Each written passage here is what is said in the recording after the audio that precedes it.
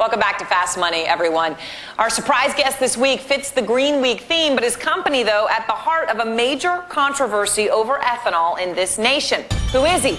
Neil Koehler is his name. He is the boss of one of this nation's largest ethanol companies. We're talking about Pacific Ethanol. It's good to have you with us, Neil. And as I was saying to you during the commercial, this has been a tough week. Ethanol, the lead of the Today Show every day, a topic in this country like it has never been before.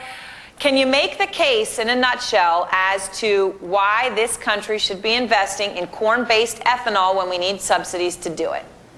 Aaron, I sure can do that. Right now, we're in the midst of a very significant energy crisis that's been going on for a number of years and will continue until we come up with a meaningful alternative to a very dangerous dependence on foreign oil. Ethanol today is providing the only meaningful alternative to oil and gas in the internal combustion engine.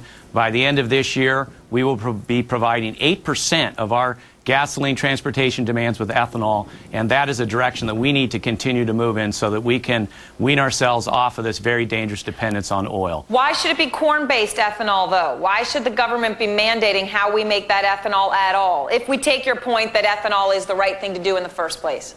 The government is mandating through a performance standard in the energy bill that we move very gradually but somewhat aggressively away from the use of fossil fuels, that by 2022, 36 billion gallons of renewable fuels, not necessarily corn-based ethanol. In fact, it requires that more than half of that will be from other products than corn ethanol. Our company, others in the current industry today are working on those technologies, but today, corn ethanol is the most cost-competitive, most readily available in this country to make a significant contribution to our energy supply. It is lower than the cost of gasoline, is providing significant environmental and economic benefits, and we've always incentivized all of our major forms of energy.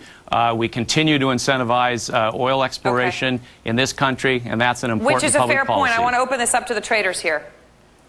The question? I got a quick question for Neil. Neil, when you're looking at this, and I bring up somebody like last night we talked about ethanol, everybody's talking about the boondoggle. I didn't want to bash ethanol necessarily, but liquefied coal, that seems to be an area we already know what's going on in South Africa. They're building all kinds of plants. Eastman Chemical's talking about this whole gasification process. What would your argument be to say, hey, ethanol's the answer, not this liquid coal?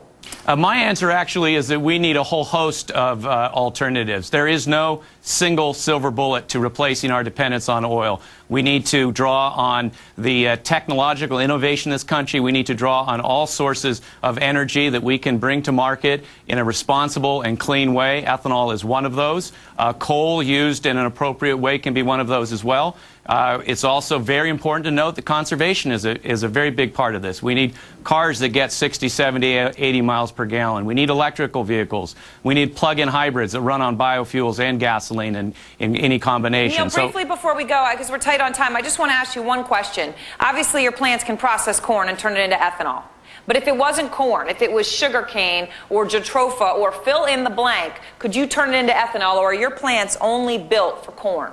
Our plants have been built on corn ethanol today because that is the economically viable way to make the fuel. We just recently got a $24 million grant from the Department of Energy to take our Boardman ethanol facility and demonstrate that we can convert poplars, wheat straw, and other biomass materials into ethanol. So it is our industry today and our company that's going to be part of that very quick transition from corn to a whole diverse source of raw materials that we can convert into clean burning ethanol. All right, well, Neil, thanks so much. Appreciate your being with us on this Friday night. We take a break. When we come back, we've got the final.